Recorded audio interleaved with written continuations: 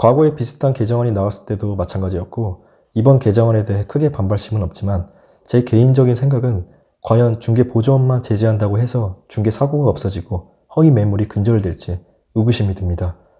해당 사업체, 대표 공인중개사에 따라 그 회사, 사무실이 운영되기 때문에 그 대표 중개업자 혹은 실무 담당자인 소속 공인중개사의 역할이 가장 크다고 봅니다.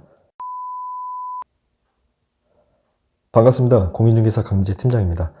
제가 현업에 있으면서 그 실무 관련 경험담이나 마인드에 대해 그 컨텐츠를 가지고 영상을 촬영하고 이렇게 업로드하면서 공인중개사에 대해 궁금해하시고 관심 있어 하는 구독자분들에게 조금이나마 도움을 드리고자 이렇게 개인적으로 조금씩 노력하고 있는데요. 이번 영상은 조금 무거운 주제가 되지 않을까 싶습니다. 바로 공인중개사가 아닌 중개보조원은 광고를 일체 금지키로 한다 라는 공인중개사법 개정안이 올해 8월부터 시행한다는 소식 때문입니다. 쉽게 말해 중개보조원은 소비자들이 자주 이용하는 온라인 광고를 하면 안 된다고 합니다. 부동산뿐만 아니라 어떤 분야든 간에 고객을 유치하는 가장 기본적인 단계가 온라인 광고인데요. 이제부터는 부동산에서 일하는 중개보조원이라고 하면 이 온라인 광고를 전면 금지키로 한다고 합니다. 여기서 말하는 중개보조원이라고 하면 다들 아시겠지만 중개보조원은 공인중개사가 아닌 자로서 개업 공인중개사에 소속되어 중개 대상물에 대한 현장 안내 및 일반 서무 등 개업 중개업자의 중개 업무와 관련된 단순한 업무를 보조하는 자를 말합니다. 공인중개사법 주 내용을 살펴보면 중개 대상물에 대한 광고를 하려면 대통령령으로 정하는 사항을 명시하여야 하며 중개보조원에 관한 사항은 명시해서는 아니 된다라고 합니다. 그리고 개업 공인중개사가 아닌 자는 중개 대상물에 대한 표시 및 광고를 하면 안 된다고 하고요. 여기서 말하는 대통령령으로 정하는 사항이라는 건 지난 2013년에 신설된 표시 의무사항으로 중개사무소의 명칭, 소재지 및 연락처, 그리고 개업 공인중개사의 성명입니다. 이 부분은 예비 공인중개사 분들이라면 실무에서도 그리고 공부하면서도 자주 보고 들었을 텐데요. 이렇게 중개 대상물을 광고하려면 이 4가지의 표시 의무사항은 꼭 기재해야 됩니다. 이와 같은 광고 실명제를 실시한 이유는 허위 및 과장 광고로 인한 소비자들의 피해를 막기 위함이라 볼 수 있는데요. 이어서 나온 개정안 내용에는 중개보조원에 관한 사항은 명시해서는 아니 된다 라는 내용이 있습니다.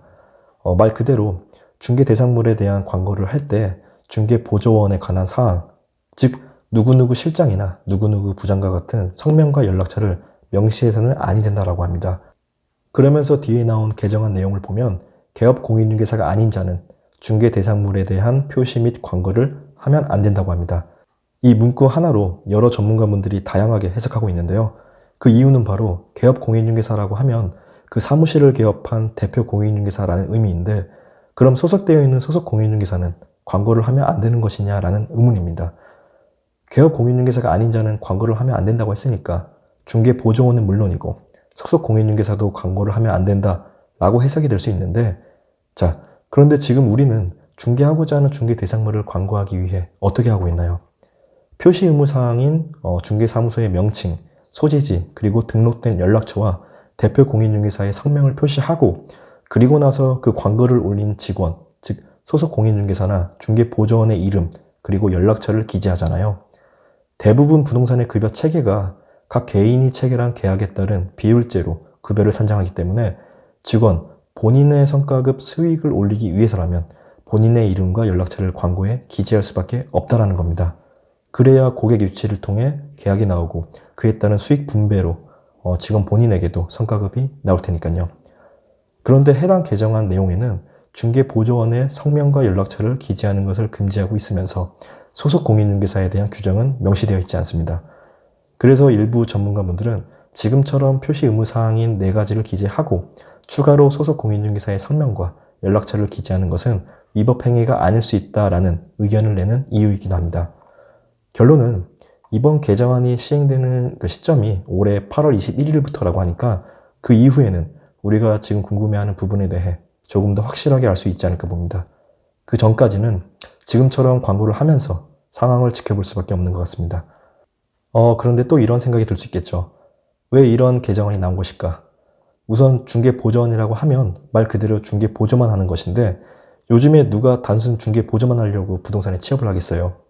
어떻게 손님을 유치하는지, 어떻게 관리하고 또 계약을 하는지 그런 모든 과정을 배우면서 그 과정에서 수익도 올리고 그렇게 나중에는 자격증 취득 이후에 본인만의 사무실 개업을 위해 지금 이렇게 중개보조원으로 일하는 거잖아요. 현실이 이렇거든요. 그런데 공인중개사법에는 중개보조원은 단순 중개보조만 하라고 합니다.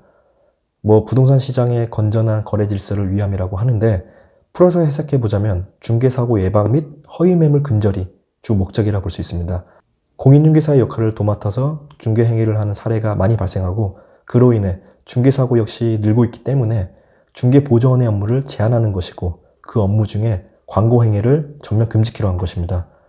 이와 같은 내용은 제가 전에 부동산 채용 공고 관련해서 영상을 업로드한 적이 있는데 그 영상도 같이 참고해 보시면 이해하시는 데 조금이나마 도움이 되실 거라 봅니다.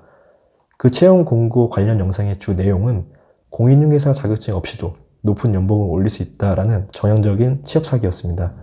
그로 인해 해당 사업체는 자격증 없는 단순 보조원을 대거 고용함으로써 온라인 광고에 대량으로 매물을 게시하게 하는 등 해당 사업체의 온라인 시장이 활성화되도록 이를 이용한 것이라 볼 수 있는데요.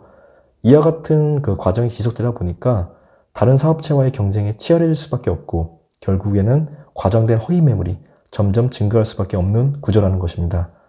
결국 피해는 선의의 소비자에게 돌아가게 되는 것이고 다른 시각에서 봤을 때 또 다른 피해자는 바로 중개보조원일 겁니다. 그 이유는 모든 중개보조원이 악의적으로 허위 매물을 이용했다라고 볼 수는 없거든요. 전에 업로드한 채용 공고 관련 영상을 시청한 구독자분들이라면 아시겠지만 허위 매물이 있듯이 채용 공고에도 허위 광고가 있습니다. 높은 수익을 올릴 수 있다라는 채용 공고를 보고 지원하고 입사했다가 그 사업체에서 시키는 업무로 인해 수익은커녕 불이익이나 손해를 본다라는 것입니다.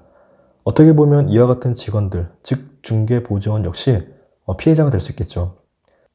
과거에 비슷한 개정안이 나왔을 때도 마찬가지였고 이번 개정안에 대해 크게 반발심은 없지만 제 개인적인 생각은 과연 중개보조원만 제재한다고 해서 중개사고가 없어지고 허위 매물이 근절될지 의구심이 듭니다.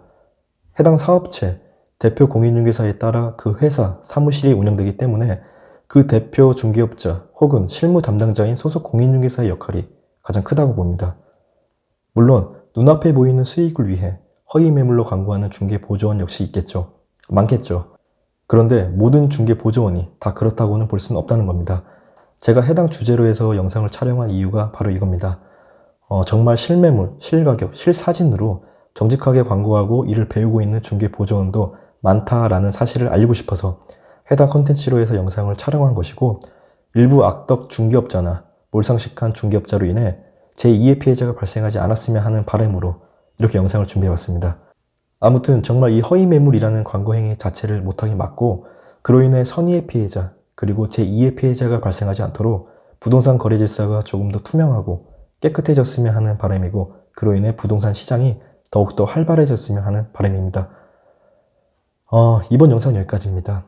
끝까지 시청해주셔서 감사드리고요. 다음 시간에는 더 좋은 내용으로 찾아뵙겠습니다. 감사합니다.